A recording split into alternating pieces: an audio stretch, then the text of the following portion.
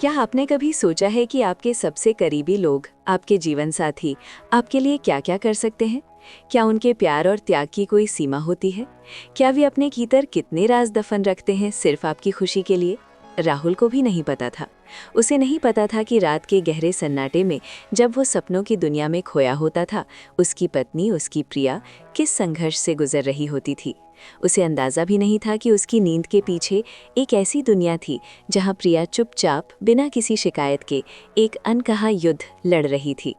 नमस्ते दोस्तों, आपका स्वागत है हमारे चैनल पर। आज हम आपको एक ऐसी कहानी सुनाने जा रहे हैं जो आपके दिल को छू जाएगी और आपको प्यार के असली मायने समझाएगी। कहानी सुनने से पहले मैं आपसे गुजारिश करूंगा कि आप अपने हेडफोन लगा लें ताकि आप हर शब्द, हर भावना को महसूस कर सके। और हाँ, अगर आपने अभी तक हमारे चैनल को सब्सक्राइब नहीं किया है तो अभी कर लें ताकि आप ऐसी और भी मार्मिक कहानियाँ मिस ना करें। मुंबई की भागदौड़ भरी जिंदगी में जहां हर कोई अपने सपनों के पीछे भाग रहा था, राहुल और प्रिया की दुनिया एक छोटे से आरामदायक अपार्टमेंट में सिमटी हुई थी। उनका प्यार शहर की भीड़भाड़ से परे एक शांत सुकून देने वाला एहसास था। राहुल एक महत्वाकांक्षी उद्यमी, हमेशा अपने स्टार्टअप के सपनों में खोया रहता था। उसकी आंखों में चमक और बातों में जुनून था जो प्रिया को बेहद पसंद था। प्रिया, एक निपुण इंटीरियर डिजाइनर, ने राहुल के सपनों को अपना सपना बना लिया था। उसने अपनी पहचान को राहुल की पहचान में ऐसे मिला लिया था कि देखने वाले कहते थे ये दोनों एक दूसरे के लिए ही बने हैं। उनकी शादी को 5 साल हो चुके थे और इन सालों में उन्होंने एक दूसरे को सिर्फ प्यार करना ही नहीं बल्कि एक दूसरे की ताकत बनना भी सीखा था। राहुल का स्टार्टअप नवोन्मेष टेक एक ऐसा प्लेटफॉर्म था जो छोटे व्यवसायों को डिजिटल दुनिया से जोड़ता था। उसने इसमें अपनी सारी जमा पूंजी लगा दी थी और प्रिया ने भी अपनी डिजाइनिंग की नौकरी छोड़कर उसका पूरा साथ दिया था। शुरू में सब कुछ बहुत अच्छा चल रहा था। राहुल दिन रात मेहनत करता और प्रिया उसके लिए घर से लेकर ऑफिस तक सब संभालती। रात को जब राहुल थका हारा घर लौटता, प्रिया उसके लिए गर्मा गर्म खाना तैयार रखती और फिर दोनों घंटों अपने भविष्य के सपनों की बातें करते। राहुल अपनी सफलताओं की कहानियां सुनाता और प्रिया हर बात पर अपनी प्यारी सी मुस्कान बिखेरती। लेकिन जिंदगी हमेशा सीधी रेखा में नहीं चलती। एक दिन अचानक सब कुछ बदलने लगा।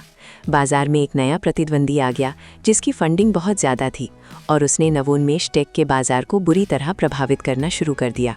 राहुल ने अपनी पूरी जान लगा दी, दिन रात काम किया, निवेशकों से बात की, लेकिन किस्मत को कुछ और ही मंजूर था। एक के बाद एक झटके लगे और देखते ही देखते नवोन्मेष टेक दिवालिया होने की कगार पर पहुंच गया। राहुल के सपने चकनाचूर हो गए। उसने न केवल अपनी सारी पूंजी गंवा दी थी बल्कि वो एक बड़े कर्ज में भी डूब गया था। राहुल टूट गया था, उसकी आंखों की चमक गायब हो गई थी और उसकी बातें सिर्फ खामोशियों में खोने लगी थीं। वो प्रिया से कुछ नहीं बता पाया।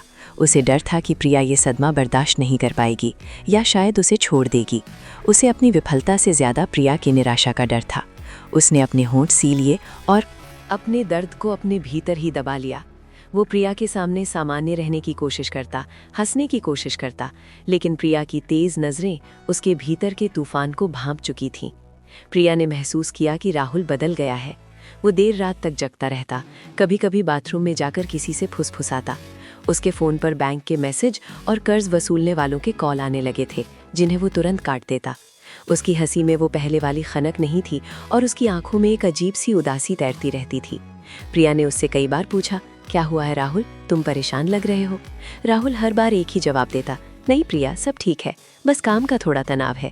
लेकिन प्रिया जानती थी कि ये सिर्फ काम का तनाव नहीं था, ये कुछ और था, कुछ बहुत बड़ा जो राहुल उसे बताना नहीं चाहता था। एक रात जब राहुल गहरी नींद में सो रहा था, प्रिया उठकर बैठ गई। राहुल के फ़ोन पर एक मैसेज आया और उसने जिज्ञासावश फ़ोन उठाया। जो उसने पढ़ा वो उसके पैरों तले ज़मीन खिसका देने वाला था। वो एक बैंक का नोटिस था जिसमें राहुल पर लाखों का कर्ज और उसकी कंपनी के दिवालिया होने का जिक्र था। प्रिया का दिल तेज़ी से धड़कने लगा, उसकी आंखों से आंसू बहने लगे। उसे राहुल की चुप्पी का मतलब समझ आ गया था। उसे समझ आ गया कि राहुल ने उसे इस दर्द से बचाने के लिए इतना बड़ा बोझ अकेले उठा रखा था। उसकी आंखों में राहुल के लिए प्यार और उसके त्याग के लिए सम्मान और भी गहरा हो गया। उसी रात प्रिया ने एक फैसला किया। उसने तय किया कि वो राहुल को इस मुश्किल से अकेले नहीं निकलने देगी, वो उसकी ताकत बनेगी। भले ही राहुल को इसकी भनक भी न लगे। वो जानती थी कि राहुल का स्वाभिमान उसे किसी की मदद लेने की इजाज़त नहीं देगा, खासकर उसकी। इसलिए उसने ये सब चुपचाप करने का निर्णय लिया। अगले दिन से प्रिया की जिंदगी पूरी तरह बदल गई। दिन में वो राहुल के साथ सामान्य व्यवहार करती, उसे हंसाने की कोशिश करती, उसके साथ अपने पुराने दिनों की बातें करती ताकि राहुल को लगे कि सब कुछ ठीक है। लेकिन रात होते ही उसकी दूसरी जिंदगी शुरू हो जाती थी। जब राहुल गहरी नींद में सो जाता, प्रिया धीरे से बिस्तर से उठती, अपने फ़ोन की रोशनी कम करती और अपने काम में जुट जाती। उसने अपनी पुरानी डिज़ाइनिंग स्किल्स को फिर से ताज़ा किया और ऑनलाइन फ्रीलांसिंग प्लेटफॉर्म्स पर अपना प्रोफाइल बनाया। बेंगलुरु और दिल्ली के कुछ छोटे स्टार्टअप्स को उसकी प्रोफाइल पसंद आई और उसे रात में काम करने के प्रोजेक्ट्स मिलने शुरू हो गए। शुरुआत में ये बहुत मुश्किल था, उसे देर रात तक जागना पड़ता, कभी कभी पूरी रात गुजर जाती। उसे ऐसे डिज़ाइन बनाने होते जो ग्राहकों को पसंद आए और उसे समय सीमा का भी पूरा ध्यान रखना होता। कभी कभी उसकी आंखें दर्द से जलने लगतीं और उसका शरीर थकान से टूट जाता। लेकिन राहुल के सोते हुए चेहरे को देखकर उसे फिर से हिम्मत मिल जाती। उसे याद आता कि वो ये सब क्यों कर रही है। वो राहुल के सपनों को फिर से जिंदा करना चाहती थी। प्रिया ने सिर्फ डिज़ाइनिंग तक ही खुद को सीमित नहीं रखा। उसने ऑनलाइन ग्राफिक डिज़ाइन के कोर्स किए, डिजिटल मार्केटिंग के बारे में सीखा और यहाँ तक कि छोटे मोटे डेटा एंट्री के काम भी लिए। वो हर उस अवसर को भुनाने लगी जिससे उसे कुछ अतिरिक्त पैसे मिल सके। उसने अपनी पुरानी ज्वेलरी बेची, अपने बचत खाते में जमा छोटी मोटी रकम भी निकाल ली। वो राहुल को कर्ज के बोझ से आज़ाद करना चाहती थी ताकि वो फिर से अपने सपनों की उड़ान भर सके। राहुल को इस बात का कोई अंदाज़ा नहीं था। वो प्रिया को रात में उठते हुए नहीं देखता था। वो गहरी नींद में होता था, अक्सर थकान और तनाव की वजह से। प्रिया हर सुबह ये सुनिश्चित करती कि वो राहुल के उठने से पहले बिस्तर पर आ जाए ताकि उसे कोई शक ना हो। वो अपनी नींद पूरी ना होने की वजह से कभी कभी चिड़चिड़ी हो जाती, लेकिन राहुल के सामने हमेशा मुस्कुराती रहती। राहुल कभी कभी पूछता, प्रिया तुम आजकल इतनी थकी हुई क्यों लगती हो? प्रिया टाल देती, अरे राहुल, बस घर के काम और थोड़ा सा तनाव, और कुछ नहीं। एक रात प्रिया को एक बहुत बड़ा प्रोजेक्ट मिला था। एक मल्टीनेशनल कंपनी के लिए इंटीरियर डिज़ाइन का कॉन्सेप्ट बनाना था और इसके लिए उसे एक बड़ी रकम मिलने वाली थी। ये उसके लिए एक बहुत बड़ा मौका था और वो इसे किसी भी कीमत पर गंवाना नहीं चाहती थी। उसने राहुल के सोने का इंतज़ार किया और फिर अपने लैपटॉप पर काम करने बैठ गई। समय बीतता गया और वो काम में इतनी मग्न हो गई कि उसे रात के 3 बजने का पता ही नहीं चला। अचानक राहुल की नींद खुली। उसे प्यास लगी थी। उसने देखा कि प्रिया बिस्तर पर नहीं है। उसने सोचा कि शायद वो बाथरूम गई होगी, लेकिन जब वो वापस नहीं आई तो राहुल उठा और लिविंग रूम की तरफ गया। वहाँ उसने जो देखा उसे देखकर उसकी सांसें थम गई। प्रिया अपने लैपटॉप के सामने बैठी थी। उसकी आंखों के नीचे गहरे काले घेरे थे और उसकी उंगलियां तेजी से कीबोर्ड पर चल रही थीं। कमरे में सिर्फ लैपटॉप की नीली रोशनी थी जो प्रिया के थके हुए चेहरे पर पड़ रही थी। राहुल ने धीरे से आवाज़ दी, प्रिया। प्रिया चौंक गई। उसने लैपटॉप बंद किया और डरते डरते राहुल की तरफ देखा। उसकी आंखों में डर था, पकड़े जाने का डर। राहुल उसके पास आया। उसकी आवाज़ में डर था। तुम क्या कर रही हो यहाँ इतनी रात को? प्रिया की आंखों से आंसू बहने लगे। वो कुछ बोल नहीं पाई। राहुल ने देखा कि उसके लैपटॉप पर एक डिज़ाइन प्रोजेक्ट खुला हुआ था। उसने प्रिया का हाथ पकड़ा और उसे अपने पास बिठाया। प्रिया, क्या हो रहा है? तुम इतनी रातों को क्यों जाग रही हो? और ये सब क्या है? प्रिया ने रोते हुए सारी कहानी बता दी। कैसे उसे राहुल के कर्ज के बारे में पता चला, कैसे उसने ये सब छुपाने का फैसला किया और कैसे वो रात रात भर जाग कर काम कर रही थी ताकि राहुल के सपनों को फिर से उड़ान दी जा सके। उसने बताया कि उसने अपनी डिज़ाइनिंग स्किल्स का इस्तेमाल किया, ऑनलाइन प्रोजेक्ट्स लिए और कैसे वो धीरे धीरे कर्ज चुकाने की कोशिश कर रही थी। राहुल ये सब सुनकर सुन रह गया। उसके आंसुओं का बांध टूट गया। उसे अपने आप पर बहुत गुस्सा आया कि वो इतना अंधा था। उसकी पत्नी उसके लिए इतना कुछ कर रही थी और उसे इसकी भनक तक नहीं थी। उसे प्रिया के त्याग और निस्वार्थ प्रेम का एहसास हुआ। उसने प्रिया को कसकर गले लगा लिया और वो फूट फूट कर रोने लगा। मैं कितना बेवकूफ़ था प्रिया, मैंने तुम्हें इतना बड़ा दर्द अकेले सहने दिया, मुझे माफ़ कर दो। राहुल की आवाज़ आंसुओं में डूब गई थी। प्रिया ने उसका चेहरा ऊपर उठाया।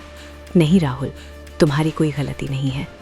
तुम मुझे दर्द से बचाना चाहते थे, लेकिन मैं तुम्हारी जीवन साथी हूँ। तुम्हारी हर खुशी और हर गम मैं हिस्सेदार हूँ।